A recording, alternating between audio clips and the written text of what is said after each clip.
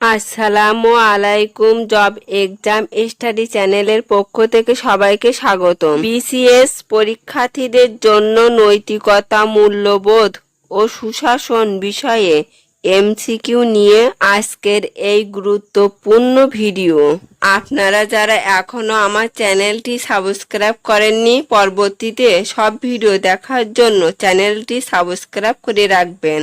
মূল্যবোধ ও সুশাসনের সম্পর্ক খুবই ঘনিষ্ঠ। সুশাসন নিশ্চিত করতে গণতান্ত্রিক সরকার প্রয়োজন। মূল্যবোধ শব্দের ইংরেজি প্রতিশব্দ ভ্যালুয়েস। সুশাসনের অন্যতম প্রধান ভিত্তি আইনের অনুশাসন। অর্থনীতির প্রাণশক্তি সুশাসন। সমাজ জীবনে ইপটিজিন এর প্রভাব সুদূরপ্রসারী। মুড়িতে যে রাসায়নিক দ্রব্য মেশানো হয় হাইড্রোজেন। কারাগার যে ধরনের শিক্ষা প্রদান করে মূল্যবোধ শিক্ষা। নৈতিক উন্নয়নের শিক্ষা দান করে মূল্যবোধের শিক্ষা। নৈতিকতা উদ্ভব ও বিকশিত হয় মানুষের মনে। নৈতিকতা পালন করে সমাজ। জাতীয় ও রাজনৈতিক ক্ষেত্রে জনগণের অংশগ্রহণের নিশ্চয়তা বিধান করে সুশাসন। অধিকতর জনকল্যাণমুখী শাসনেই সুশাসন। বিশ্বব্যাংক সুশাসন প্রত্যয়টি প্রথম ব্যবহার করে 1989 সালে। রাষ্ট্রের মূল চালিকা শক্তি নাগরিক।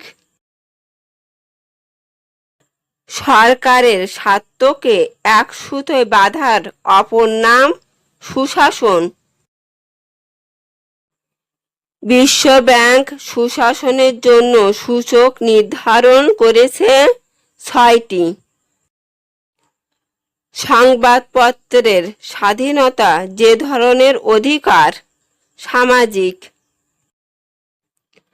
প্রশাসনের উপর পূর্ণ কর্তৃত্ব যার হাতে ন্যস্ত থাকে জনগণের। রাষ্ট্রের মূল পরিচালক সরকার। আধুনিক বিশ্বে সবচেয়ে প্রচলিত ও গ্রহণযোগ্য শাসন ব্যবস্থা গণতন্ত্র। জাতিসংঘের মতে সুশাসনের লক্ষ্য ও উদ্দেশ্য মৌলিক স্বাধীনতার উন্নয়ন সাধন করা। স্বচ্ছতা ও জবাবদিহিতার ভিত্তিতে রাষ্ট্রীয় অর্থ সর্বোচ্চ জনকল্যাণে ব্যয় হবে, এটি সুশাসনের আর্থিক নীতি। সুশাসন প্রতিষ্ঠার পূর্বশর্ত স্বাধীন বিচার বিভাগ ও আইনের শাসন প্রতিষ্ঠা।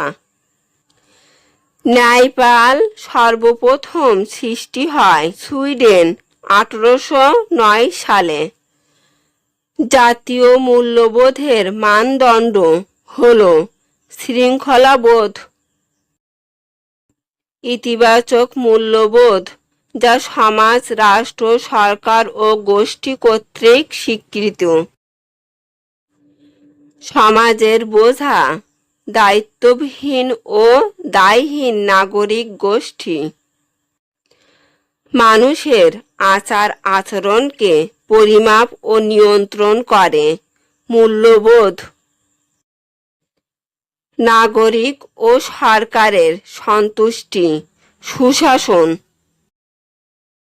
রাষ্ট্রের মালিক ও ক্ষমতার প্রতিভূ নাগরিক বিন্দু।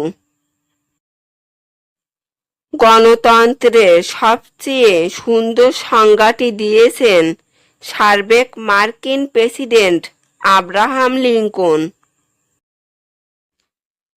নাগরিক সেবার রক্ষা কবচ সুশাসন। মানবাধিকারের মানদণ্ড সুশাসন। বিচার বিভাগকে যে হিসাবে গড়ে তোলা সরকারের দায়িত্ব সুশাসনের মানদণ্ড। দুর্নীতি একটি সামাজিক, রাজনৈতিক ও অর্থনৈতিক ব্যাধি। ইফটিজিং যে ধরনের কাজ সমাজবিরোধী ও সামাজিক ও নৈতিক মূল্যবোধ বিরোধী কাজ।